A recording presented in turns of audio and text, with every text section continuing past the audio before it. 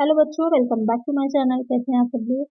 जो एमबीएस में नवोदय विद्यालय में जो आप लोग के ऑडिट असिस्टेंट वैकेंसी आई थी, जिसकी कि अभी एग्जाम शेड्यूल जो है आउट हो गया है, रिलीज हो गया है। तो आप लोग का एग्जाम मई में होना है, तो उसके लिए मैं सीरीज लेकर के आप लोग के लिए आ रही थी। तो वहाँ पर अब बहुत ही इंपॉर्टेंट ये भी देखना कि जो प्रीवियस ईयर में पेपर हुआ था आपका, उसमें किस तरह के क्वेश्चन पूछे गए थे, किस लेवल के क्वेश्चन थे, कौन कौन से टॉपिक बहुत ज्यादा इंक्लूड किए गए हैं, जिससे क्वेश्चन आपके आए हैं। तो आज की वीडियो में हम वही देखेंगे। और आपका आज की वीडियो में जो रहेगा, तो अब जो सब्जेक्टिव था, यानी कि जो कॉमर्स पोर्शन रहा है, जहाँ पर अकाउंट से रिलेटेड क्वेश्चन आपसे पूछे गए, ऑडिट से रिलेटेड आए हैं, उन क्वेश्चन को हम देखेंगे, जिससे कि हमें ये आइडिया लग जाए कि किस तरह के क्वेश्चन आपको प्रिपेयर करने हैं, तैयार करने हैं, कैसे क्वेश्चन पूछे जाते हैं, कितने डीप पूछा जाता है, तो हमको अच्छे से क्लियर हो जाएगा। तो आज की वीडियो में हमारा जो 2022 में पेपर हुआ है, वो पेपर रहेगा, उसे हम देखेंगे। तो वीडियो को शुरू करते हैं। वीडियो शुरू करने से पहले इसी तरह की वीडियो आपको मिलती रहे, और जो सीरीज आपकी आ रही है, जिसमें कि सिलेबस के अकॉर्डिंग मैं आपको की प्रिपरेशन करा रही हूँ, तो उसको जरूर देखिएगा। उसके लिए आपको इस वीडियो के नीचे लिंक मिल जाएगा डिस्क्रिप्शन में, वहाँ पर प्लेलिस्ट आपको मिल जाएगी, जिसमें जितने भी वीडियोस आएंगे वो सारी उसी में ही आपकी अपलोड हो जाएगी। तो आइए शुरू करते हैं। शुरू करने से पहले चैनल को सब्सक्राइब जरूर से कर लीजिएगा और वीडियो को लाइक करिएगा। फर्स्ट क्वेश्चन लेते हैं। The first auditor of a company until the government company is appointed by the dash within dash of registration of the company by passing a valid resolution। तो यहाँ पर आपका paper ये English में है, हिंदी में भी एक्सप्लेन मैं कर दूंगी, जिससे कि जो बच्चे हिंदी मीडियम से हैं उनको भी प्रॉब्लम नहीं होगी। तो यहाँ पर क्वेश्चन क्या कह रहा है कि जो फर्स्ट ऑडिटर होता है किसी कंपनी का, गवर्नमेंट कंपनी को छोड़कर, यहाँ पर गवर्नमेंट कंपनी की बात नहीं की जा रही है, सरकारी कंपनी के अलावा जो बाकी कंपनीज होती हैं, उसका जो फर्स्ट ऑडिटर होता है, किसके द्वारा अपॉइंट किया जाता है, और रजिस्ट्रेशन के कितने दिन के अंदर, जो कंपनी का रजिस्ट्रेशन है उसके कितने दिन के अंदर एक वैलिड रेजोल्यूशन, एक प्रस्ताव जो होता है उसको पास करके जो फर्स्ट ऑडिटर होता है नियुक्त किया जाता है। तो इसको ध्यान रखिएगा, यहाँ फर्स्ट ऑडिटर की बात हो रही है, ये चीज बहुत इंपॉर्टेंट है। अगर सिर्फ ऑडिटर पूछा जा रहा होगा तो वहां पर आपका आंसर क्या होता है, जो सिर्फ ऑडिटर होता है, तो कंपनी के जो शेयर होल्डर्स होते हैं वो अपनी एनुअल जनरल मीटिंग जो होती है, इसे एजीएम बोला जाता है शॉर्ट में अगर हम कहें, तो एनुअल जनरल मीटिंग में जो शेयर होल्डर्स होते हैं वो अपॉइंट करते हैं, अगर जो सामान्य एक नॉर्मल ऑडिटर जो होता है उसकी बात अगर की जा रही है। लेकिन यहाँ पर जो बात हो रही है वो हो रही है आपकी फर्स्ट ऑडिटर की। तो फर्स्ट ऑडिटर जो होता है उसे बोर्ड ऑफ डायरेक्टर्स करते हैं। कब करते हैं, जो रजिस्ट्रेशन के 30 डेज के अंदर ही उसका नियुक्ति जो होती है, अपॉइंटमेंट जो होता है वो किया जाता है। तो यहाँ पर करेक्ट आंसर हो जाएगा ऑप्शन ए।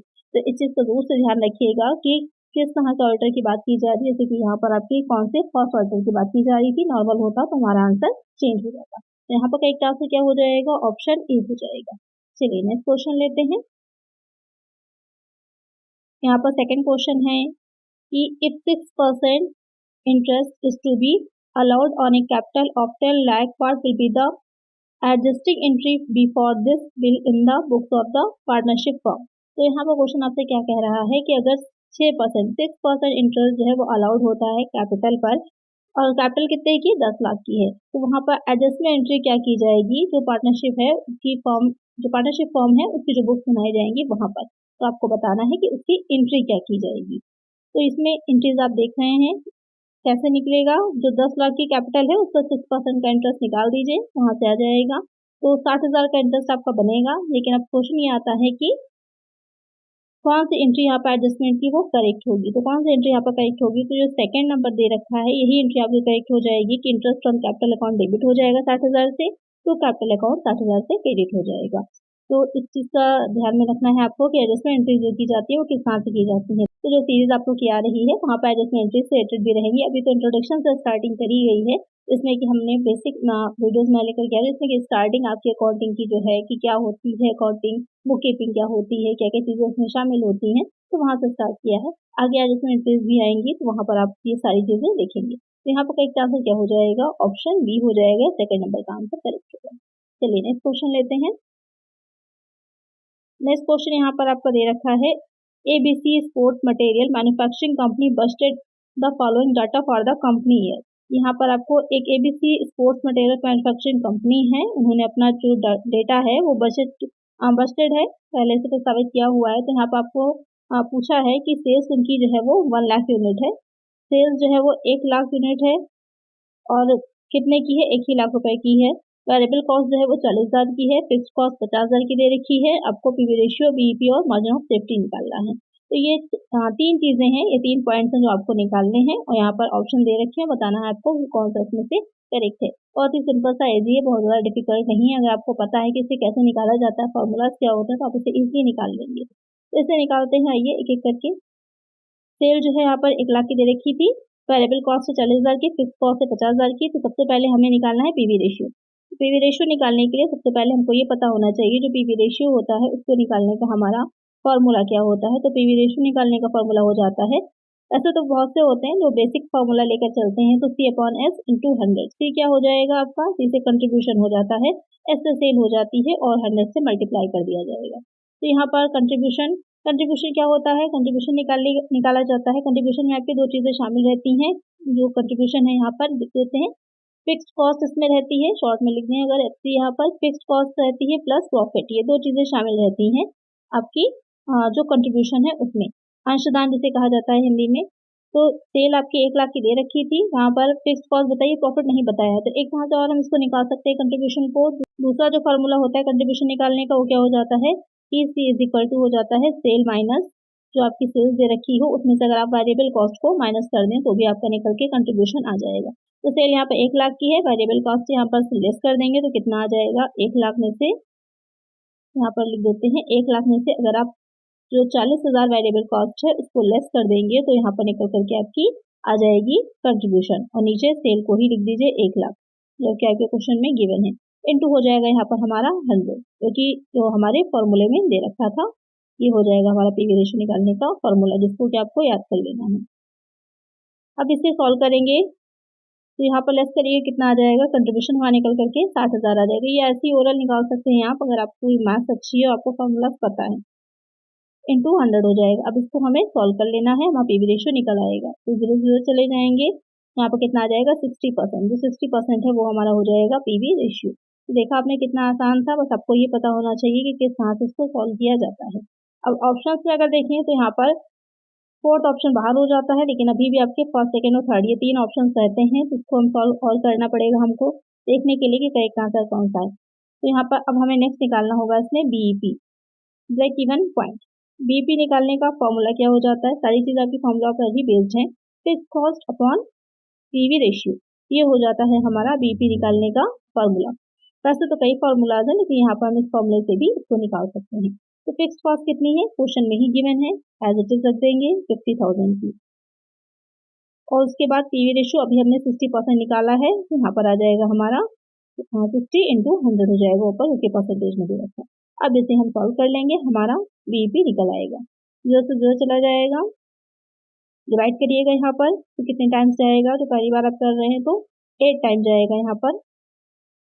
उसके बाद और इसमें आगे हम सॉल्व करेंगे, 8 टाइम्स जाएगा तो 2 कैरी हो जाएगा, 20 हो जाएगा। उसके बाद नेक्स्ट ले जाएंगे हम 3 टाइम्स, तो कुछ आपका निकल करके आएगा 83,333, 83,333। ये निकल करके हमारा क्या आ जाएगा, BEP निकल करके आ जाएगा, ब्रेक इवन पॉइंट। और फॉर्मूले की अगर हम बात करें क्या है, तो ये है इसका फॉर्मूला। तो ये 2 पॉइंट हमारे निकल आए हैं। अब अगर हम ऑप्शन में देखते हैं तो यहाँ पर हमारा ए ऑप्शन जो फर्स्ट ऑप्शन है ये भी बाहर हो जाता है। अब आपके पास 2 ऑप्शन बच रहे हैं, सेकंड और थर्ड। अब सेकंड और थर्ड में अभी हमें एक चीज़ और निकालनी है क्लियर करने के लिए, वो हो जाएगी आपकी मार्जिन ऑफ सेफ्टी, MS हो जाएगा।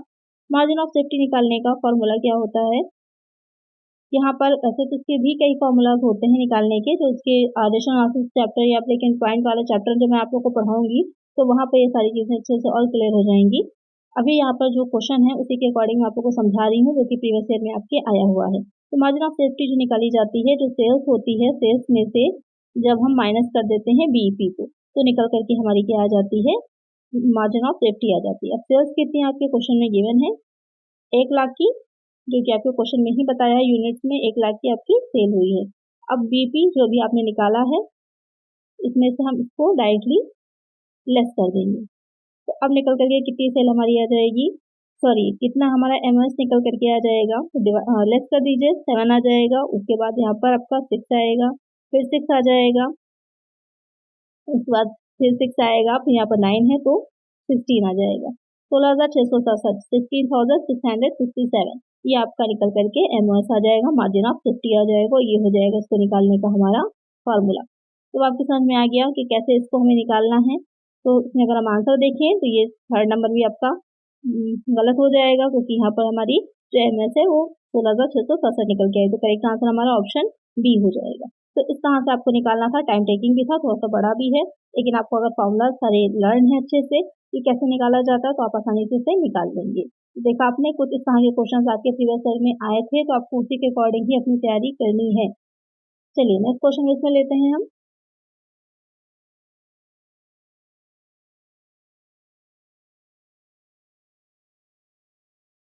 नेक्स्ट क्वेश्चन हो जाएगा which of the following statement is false. यहाँ पर आपके 4 स्टेटमेंट दे रखे हैं, आपको ये बताना है कि इसमें से कौन सा स्टेटमेंट जो है वो गलत है। इसको हम सॉल्व करेंगे सबसे पहले। तो यहाँ पर देखते हैं फर्स्ट स्टेटमेंट क्या कह रहा है। एज पर AS9 interest is recognised on time proportionate basis. कि जो AS9 होता है यानी कि अकॉर्डिंग स्टैंडर्ड 9 जो होता है उसमें इंटरेस्ट जो है वो टाइम प्रोपोर्शन के बेस पर रिकॉग्नाइज किया जाता है, पहचाना जाता है। Revenue recognition is mainly concerned with the timing of recognition for revenue in the profit and loss account। यहाँ पर कह रहा है जो रेवेन्यू यानी कि जो आय होती है उसकी जो रिकग्निशन होती है मेनली किससे कंसर्न होती है कि कब जो प्रॉफिट एंड लॉस अकाउंट में जो रेवेन्यू होती है वो जनरेट हुई है, उसका टाइमिंग क्या था उसके बेसिस पर। तो थर्ड पॉइंट है economic concept of income is based on current values. यहाँ पर कह रहा है कि जो इकोनॉमिक कॉन्सेप्ट है इनकम का वो करेंट वैल्यू यानी कि जो अभी वर्तमान में मूल्य होते हैं उस पर डिपेंड होता है। नेक्स्ट वाला कह रहा है कि revenue should be recognise only when cash is received as पर AS9। रेवेन्यू जो होता है शुड बी रिकॉग्नाइज, कब रिकॉग्नाइज किया जाता है, किया जाएगा या फिर किया जाना चाहिए व्हेन कैश इज रिसीव, जब कैश एक्चुअल रिसीव हो जाए। और ये कहाँ कहा गया है, अकॉर्डिंग स्टैंडर्ड 9 में कहा गया। तो यही वाला पॉइंट क्या है आपका करेक्ट हो जा रहा है और सही है। तो एक आंसर यहाँ पे हो जाएगा ऑप्शन 4 वाला या फिर ऑप्शन डी हो जाएगा। चलिए नेक्स्ट क्वेश्चन लेते हैं। What is the rate of tax deduction at source from insurance commission? Commission amount is 20,000 and assessee is an individual। Question यहाँ पे क्या कह रहा है कि यहाँ पर TDS जो होता है उद्गम स्थान पर कर कटौती जिसे कहा जाता है, इंश्योरेंस कमीशन से TDS जो है वो डिडक्ट होने के लिए सवाल पूछ रहा है आपसे कि क्या होगा, कितना होगा। कमीशन अमाउंट कितना है, 20,000 का है, और जो एसएससी है वो इंडिविजुअल यानी कि एक व्यक्ति है। तो इसको हम कैसे सॉल्व करेंगे, या इसमें कितना आपका निकल करके आएगा। तो कितना होता है वो 5% होता है। तो आपको क्वेश्चन में जो इनकम टैक्स एक्ट है उसमें गिवन है उसी के अकॉर्डिंग आपको लेना है। जिस पर जो टैक्स लगता है TDS इंश्योरेंस कमीशन पर वो आपका 5% होता है। तो एक आंसर हो जाएगा ऑप्शन बी। चलिए नेक्स्ट क्वेश्चन है। नेक्स्ट क्वेश्चन है what is the rate of tax deduction at source for a foreign company getting divided from units of mutual fund from the for the assessment year 2021-22। तो यहाँ पर question क्या कह रहा है, what is the rate of tax deduct as. तो यहाँ पे भी DDS रिलेटेड क्वेश्चन है एक फॉरेन कंपनी के लिए जो कि dividend foreign company getting dividend from units of mutual fund. तो यहाँ पर जो असेसमेंट है 2021-22 के पेपर तब का है, तो तभी से रिलेटेड क्वेश्चन आपका पूछा गया है कि उस टाइम जो डेट चल रही होंगी वही आपके आंसर में यहाँ पर गिवन भी होंगी। तो यहाँ पर क्या कह रहा है कि जो असेसमेंट ईयर 2021-22 था उस टाइम किसी फॉरेन कंपनी से डिविडेंड मिला था, कैसे, यूनिट्स ऑफ म्यूचुअल फंड के उसमें मिला था। तो उससे जो TDS है उसमें कितना % से लगेगा, DDS कटेगा, ये क्वेश्चन पूछ रहा है। तो उस टाइम जो रेट चल रहा था उसके अकॉर्डिंग आपका 20% था, और यहाँ पर सरचार्ज था, और हायर एजुकेशन का जो वो लगता है सरचार्ज, वो सेस जो लगता है एजुकेशन से रिलेटेड वो था। तो यहाँ पर करेक्ट आंसर क्या हो जाएगा, ऑप्शन ए हो जाएगा। चलिए नेक्स्ट क्वेश्चन है which of the following commodities are kept outside the scope of GST। यहाँ पर क्वेश्चन कह रहा है कि इसमें से जो आपके 4 ऑप्शन दे रखे हैं इसमें से कौन कौन से ऑप्शन ऐसे हैं जो केप्ट आउटसाइड यानी कि बाहर रखे गए हैं GST से। हर चीज GST में शामिल नहीं है, कुछ ऐसी चीजें भी हैं जो GST में शामिल नहीं की गई हैं, तो वही पूछा है कि कौन सी हैं। Fresh milk and pesticide milk, soybean seeds, better leaves, या फिर प्रसादम सप्लाइज बाई रिलीजियस प्लेस। यहाँ पर GST से बाहर क्या क्या रखा गया है ये क्वेश्चन यहाँ पर पूछा है। तो कौन कौन सी चीजें इसमें आपकी बाहर हो जाएंगी, तो ये चारों ही चीजें जो दे रखी हैं ये चारों ही चीजें उस टाइम के अकॉर्डिंग की बात हो रही है GST।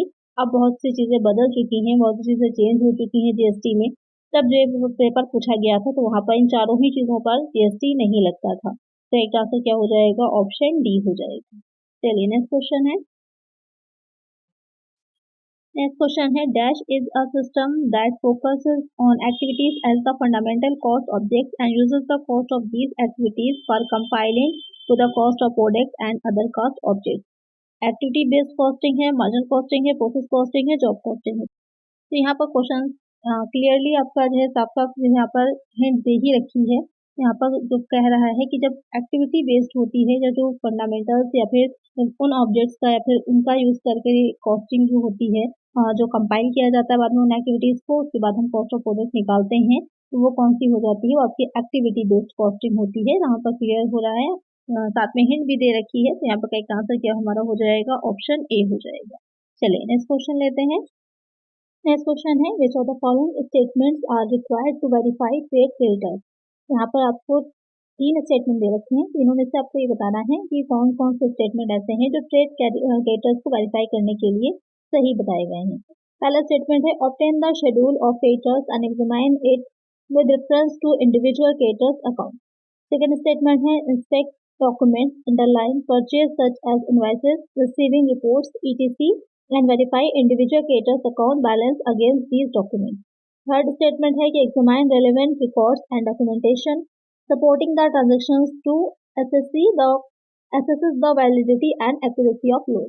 यहाँ पर आपके 3 स्टेटमेंट दे रखे हैं, आपको बताना है कौन कौन से करेक्ट हैं। तो पहला स्टेटमेंट जो दे रखा है कि obtain the schedules of creditors, ये जो क्रेडिटर्स का शेड्यूल है उसको ओपन करना और उसको एग्जामिन करना, जिसके रेफरेंस में जो इंडिविजुअल क्रेडिटर्स अकाउंट है उसके रेफरेंस में। तो ये वाला पॉइंट आपका करेक्ट है।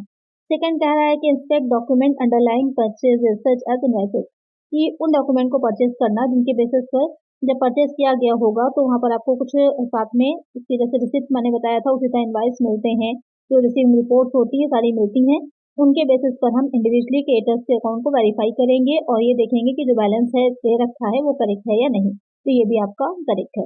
थर्ड स्टेटमेंट कह रहा है कि examine relevant records and documentation supporting the transaction, कि उन डॉक्यूमेंट्स को देखना जो सपोर्ट कर रहे हों ट्रांजेक्शन्स को या फिर उनकी वैलिडिटी को या फिर एक्यूरेसी ऑफ लोन्स को। तो यहाँ पर लोन्स की बात ही नहीं हो रही है क्योंकि क्रेडिटर्स की बात हम कर रहे हैं। तो आप आपका क्रेडिटर कौन हो जाते हैं, जिनसे कि आप रॉ मटेरियल एक साथ से परचेज कर रहे हैं, तो वो आपके क्रेडिटर्स हो जाते हैं जिनको कि आपको पेमेंट करना होता है। तो यहाँ पर स्टेटमेंट 1 और सेकंड वाला करेक्ट हो जाएगा। तो करेक्ट आंसर हो जाएगा हमारा, हाँ, तो करेक्ट आंसर हो जाएगा यहाँ पर हमारा ऑप्शन सी वाला या फिर थर्ड पॉइंट है वो करेक्ट है कि first and statement second are correct.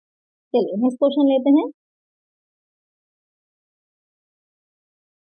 Next question है फॉर ईच रजिस्ट्रेशन और separate GST registration number I मतलब यानी कि जीएसटी IN जो होता है of dash digits is allotted, यानी कि क्वेश्चन कह रहा है कि जीएसटी के रजिस्ट्रेशन के लिए अलग अलग जो सेपरेट जीएसटी का रजिस्ट्रेशन कराया जा रहा है उसके लिए कितने डिजिट का जो रजिस्ट्रेशन नंबर होता है वो अलॉट किया जाता है। कितने डिजिट का होता है वो आपका 15 डिजिट का होता है। तो इसका आंसर क्या हो जाएगा, ऑप्शन डी हो जाएगा। चलिए नेक्स्ट क्वेश्चन है। नेक्स्ट क्वेश्चन है which of the following statement are true और फॉल्स। तो हम देख रहे हैं कि ज्यादातर जो क्वेश्चन आपके हैं वो ट्रू और फॉल्स या फिर स्टेटमेंट बेस्ड हैं। तो पेपर का स्टैंडर्ड थोड़ा अच्छा आया है तो उसी को ध्यान में रखकर ही आपको तैयारी भी करनी है। स्टेटमेंट 1 कह रहा है कि management of cash means management of cash inflow. ये जब हम मैनेजमेंट कैश के मैनेजमेंट की बात करते हैं तो कैश में इनफ्लो जो कि हमारा रोकड़ का अंतर्वाह हो रहा है, कैश का इनफ्लो हो रहा है, उसको मैनेज करने की बात करते हैं। दूसरा स्टेटमेंट कह रहा है कि cash management is always attempt as minimising the cash balance, की कैश मैनेजमेंट हमेशा किस बारे में बात करता है कि हम मिनिमाइज करें कैश बैलेंस को। थर्ड कह रहा है कि in cash management expected surplus cash if any is not considered at all, कि एक्सपेक्टेशन करना सरप्लस कैश की कि हम ये मान के चलें कि जो है कैश हमारी हमेशा सरप्लस ही रहेगी, तो वो उतना आवश्यक नहीं होता है। तो यहाँ पर इन तीनों स्टेटमेंट की अगर बात करें तो कौन सा स्टेटमेंट करेक्ट है, ट्रू फॉल्स पूछ रहा है। तो फर्स्ट वाले की अगर हम बात करें तो आपका फॉल्स हो जाएगा क्योंकि जब हम कैश मैनेजमेंट की बात कर रहे हैं तो इनफ्लो और आउटफ्लो दोनों की बात होती है, सिर्फ इनफ्लो की बात नहीं होती। तो पहला पॉइंट तो गलत है। सेकंड जो कह रहा है कि cash management always attempt at minimising the cash balance, तो ये वाला करेक्ट हो जाएगा, कोशिश की जाती है कि मिनिमाइज किया जा सके, तो ये करेक्ट है आपका। In cash management expected surplus cash, ये सोचना है कि कैश सरप्लस ही रहेगी, तो यहाँ पे ये गलत हो जाता है। तो सिर्फ हम देख रहे हैं कि हमारा स्टेटमेंट टू है वो ही ट्रू है, बाकी दोनों क्या है फॉल्स हो जाएंगे। तो यहाँ पर जो थर्ड वाला पॉइंट है वो करेक्ट हो जाएगा, एक आंसर हो जाएगा यहाँ पर आपका ऑप्शन सी। चलिए नेक्स्ट क्वेश्चन लेते हैं। विच of the following statement is true. यहाँ पर भी आपको 4 स्टेटमेंट दे रखे हैं, आपको बताना है कौन सा करेक्ट है। Purchasing raw material for the factory is an example of a capital budgeting decision. कि purchasing raw material for the factory, किसी फैक्ट्री के लिए रॉ मटेरियल को जब हम परचेज कर रहे होते हैं वो किस तरह का कैपिटल बस्टिंग का डिसीजन है। तो कैपिटल बस्टिंग के जो डिसीजन होते हैं वो आपके लॉन्ग टर्म जो एसेट्स आप लोग ले रहे हैं आप या फिर लोन ले रहे हैं उससे रिलेटेड होते हैं, ना कि रॉ मटेरियल को परचेज करने से। तो ये तो गलत है। सेकंड वाला कह रहा है कि कैपिटल बस्टिंग डिसीजन और लॉन्ग टर्म डिसीजन, ये कैपिटल बस्टिंग अभी मैंने कहा लॉन्ग टर्म से रिलेटेड हो जाते हैं, चाहे वो लॉन्ग टर्म लोन भी हो सकते हैं और लॉन्ग टर्म एसेट भी हो सकते हैं। तो यही वाला पॉइंट आपका करेक्ट हो जाएगा। चलिए नेक्स्ट क्वेश्चन है इसमें, विच of the following is not a capital budgeting decision. इसमें से कौन सा कैपिटल बस्टिंग का डिसीजन नहीं है। Modernisation of a plant, plant की उसकी बात हो रही है कि उसको नवीकरण करना। Purchase of a computer, computer को परचेज करना। परचेज ऑफ रॉ मटेरियल, तो अभी हमने देखा ही है एग्जाम से प्रीवियस क्वेश्चन में कि रॉ मटेरियल क्या है, रॉ मटेरियल को परचेज करना आपका बस्टिंग डिसीजन में नहीं आएगा। तो यही वाला पॉइंट क्या है करेक्ट हो जाएगा। तो इन क्वेश्चन को दिखाने का पर्पस मेरा सिर्फ ये है कि आप ये समझ सकें कि किस तरह के क्वेश्चन आपके एग्जाम में आए हैं, उसी को ही ध्यान में रख करके आपको आगे अपनी तैयारी भी करनी है। GST council is an apex constitution body, कि जीएसटी काउंसिल जो है वो आपकी एक अलग कॉन्स्टिट्यूशन संवैधानिक बॉडी है। इट वाज कॉन्स्टिट्यूटेड बाय वर्च of article dash of the constitution of India. यहाँ पर आपको बताना है कि जो जीएसटी काउंसिल बनाई गई थी जो कि आपकी एक संवैधानिक संस्था होती है, तो वो किस आर्टिकल के अंतर्गत आएगी ये आप लोग पूछ रहा है। तो बनाने की बात कर रहे हैं तो आपकी आती है 279 सबसेक्शन 1 के अंडर में। एक तरह से यहाँ पर हो जाएगा ऑप्शन डी। तो यहाँ पर हम देख रहे हैं कि जीएसटी से भी काफी क्वेश्चन आप लोग के पूछे गए हैं, तो आगे जो वीडियोस आएंगे उसमें आपको जीएसटी के भी क्वेश्चन में इंक्लूड करूंगी, इससे क्या आपकी इसकी अच्छी से तैयारी हो जाए। विच of the following is not an example of capital receipt, इनमें से कौन सा कैपिटल रिसीप्ट का एग्जाम्पल नहीं है ये पूछ रहा है। तो amount receive from the sale of an old machine, किसी मशीन को सेल करने से अगर हमको कुछ रिसीव हो रही है तो आपका कैपिटल नहीं होता, वो रेवेन्यू रिसीप्ट में आता है। तो सेकंड पॉइंट है amount receive from the sale of finished goods, तो फिनिश्ड गुड्स को सेल अगर आप कर रहे हैं उससे जो अमाउंट रिसीव हो रहा है तो यहाँ पर कैपिटल रिसीप्ट माना गया है। Amount receive from the sale of investment, amount receive from the sale of furniture, तो यहाँ पर इन्वेस्टमेंट को सेल करने से या फिर फर्नीचर को सेल करने से कौन सा एग्जाम्पल नहीं है। ध्यान दीजिएगा क्वेश्चन कह रहा है कि कौन सा एग्जाम्पल नहीं है। तो ओल्ड मशीन को बेचना भी आपका कैपिटल रिसीप्ट है, इन्वेस्टमेंट भी और फर्नीचर भी, क्योंकि ये तीनों ही चीजें क्या है आपकी लॉन्ग टर्म एसेट्स हो जाएंगी। क्योंकि जो फिनिश्ड गुड्स है इसको अगर आप सेल कर रहे हैं तो वो रेवेन्यू रिसीप्ट होता है, ना कि कैपिटल रिसीप्ट। तो यही आपका क्या हो जाएगा करेक्ट हो जाएगा। तो क्वेश्चन में भी ध्यान दिया करिए कि नॉट पूछा है या फिर ये पूछा है कि कौन सा है। अक्सर बच्चे यहाँ पर कंफ्यूज हो जाता है, जिससे कि आपका आंसर गलत हो जाता है। चलिए नेक्स्ट क्वेश्चन देखते हैं। नेक्स्ट क्वेश्चन है यहाँ पर which section of the income tax act 1961 defines the term SSC. यहाँ पर पूछ रहा है कि जो इनकम टैक्स का कौन सा सेक्शन है जो कि एसएससी यानी कि करदाता जो होता है उसको डिफाइन करता है, उसको परिभाषित करता है। तो कौन सा हो जाएगा 4 सबसेक्शन 7, 2 सबसेक्शन 9, 3 सबसेक्शन 7 या फिर 2 सबसेक्शन 7। यहाँ पर जो आपका सेक्शन 2 की सबसेक्शन 7 है 2 की धारा 7 है उसके अंडर में बताया गया है कि करदाता कौन होता है। तो इसका आंसर क्या हो जाएगा ऑप्शन डी हो जाएगा। नेक्स्ट क्वेश्चन लेते हैं। तो क्वेश्चन कुछ बहुत ही इजी हैं, कुछ आपके थोड़े से डिफिकल्ट है, तो दोनों ही तरह के क्वेश्चन आपके पूछे गए हैं। Appointment of the first auditor of A government company shall be made by the dash with in dash of the registration of the company. यहाँ पर क्वेश्चन क्या कह रहा है कि जो फर्स्ट ऑडिटर होता है, तो मैंने आपको पहले ही बताया था कि ध्यान रखिएगा कि किस ऑडिटर की बात की जा रही है। ऐसा ही क्वेश्चन इसी में प्रीवियस में ही पूछा गया है।